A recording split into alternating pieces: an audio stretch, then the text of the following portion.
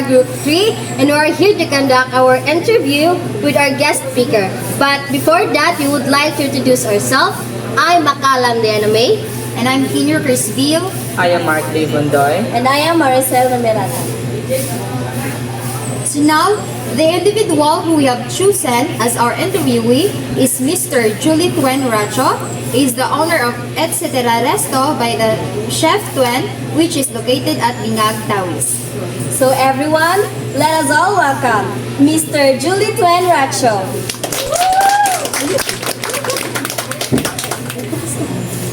So, kumusta, kuya? So kuya, musta man niya? Kinaang karoon. Musta yung mga life karoon? Wow, so di ka kayo. Di ka gamay. Kaya gikan pa na, hindi kayo pa na mga customer. So, ato na, before that kuya, so, first question kuya, no? So, how do you ensure the freshness and quality of ingredients used in your dishes?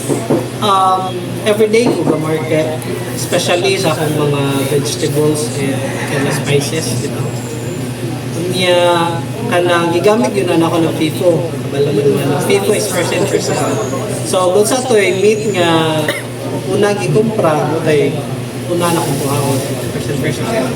Una nga, makasure ko nga akong karne or ingredients na ko is kind of fresh ba. Kaya akong karne po, every 2 days ko ga-market. So, okay kaya, so next question is, what measures do you take to maintain food safety and hygiene in your kitchen? Kung usual is sanitize yun ko before and after sa akong pagluto. Kaya ako may magluto, because na ako karana. So ako may magluto, so sanitize ko before kung mag-prepare sa akong mga luto nun. Kanya, especially sa akong chopping board. Okay, lisod na o magkuhan. So, usual, yes, before, sanitize ko using boiled water yun.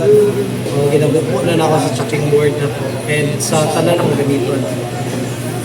So, next question, kuya. How do you handle food that is near or past its expiration date? Ginatanaw yun na siya nako kung hapit na ba siya ma-expire.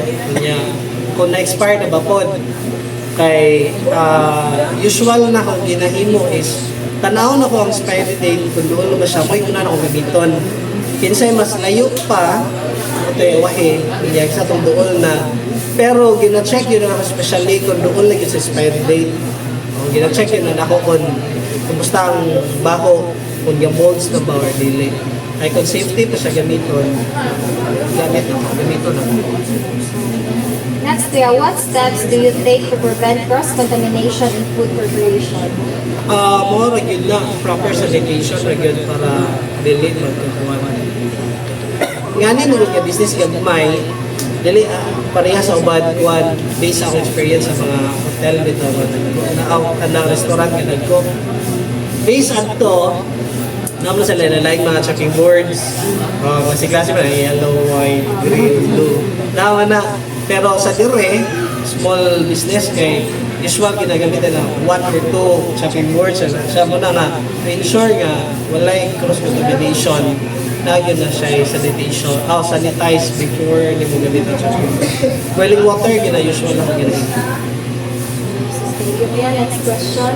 How often do you review and update your recipes to ensure consistency in taste and presentation? Murag, everyday yun siguro. Kay ako magaluto. So, muna, ang yun usahay ma-upgrade halos everyday kay say mo base ko sa say feedback sa customer niya like nasa recommendation na kuya mas lami siguro if butangan ni mo gani sa tagana sa unang ma-update ang recipe. Can you describe the process for inspecting incoming food supplies for quality? Can you describe the process for inspecting incoming food supplies for like inspection, mapangunayan mo dun siya na ako. Wala ko deliveries. Wala nga, ma-check na ko ang expiry, asa gikan ang meat, kung baho ko ba siya, or fresh pa. Kaya ako ang market every 2 days sa karne niya, like sa vegetables mo na daily yun. Nang makontrol lang ako niya, kanang wala ko may deliveries mo nang ma-sure na ako, makita na ako ang So next question kaya, how do you handle customer complaints regarding food quality? kuhan, if ever na yung mga kanang sana reklamo, which is wala ko kasuway, pero if ever nga syempre atong dawaton unya if necessary nga, if needed nga ato ang ibailuan, atong bailuan or baka atong i-refund possible. Okay. Then what temperature control measures do you use for storing perishable ingredients? Ang veggie na ko, dili ko usually sa ref lang, pero every morning mag-go, early morning ko mag-market sa akong vegetable. Pero sa meat na ko, from the mall, or asa na ko siya paliton, slice, niya marinate, so sa freezer, diretso. Freezer, diretso, kaya para madili mo naman.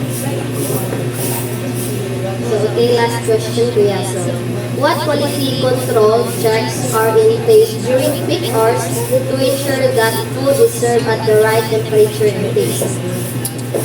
Since mga staff nga na ba, usual or daily nga mahitabo is ako man prepare, so plate ko if necessary, platingan niya magbalhin sa atong food trays kita sa mga sudan o sanitize man ang una niya butang niya, like kung sa sabaw lang, sa temperature sa sabaw, diba sa peak lang nakatakang kinakanunay sa kayo mo na nga kung sa kailiton na ay sakto siguro nga kailiton, but usual nga mahitabo during peak hours kay nanamo ko diri dahil naka-prepare na ang mga idaligya. So, okay, thank you Kuya Twin sa imong mga tubag na daghan may na-learn, which is mo jud ko ihang hatag nga quality control namo, which is kanang nakatabang namo og naka-learn mi og nakahibaw mi og unsaon. So, ato tagaan si Kuya Twin og si Papa.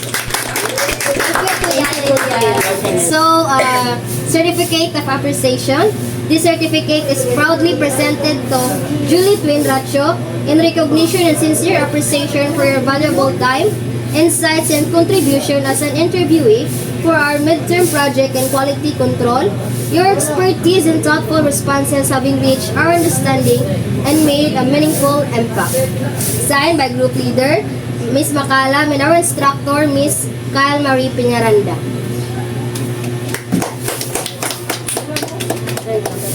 Ay,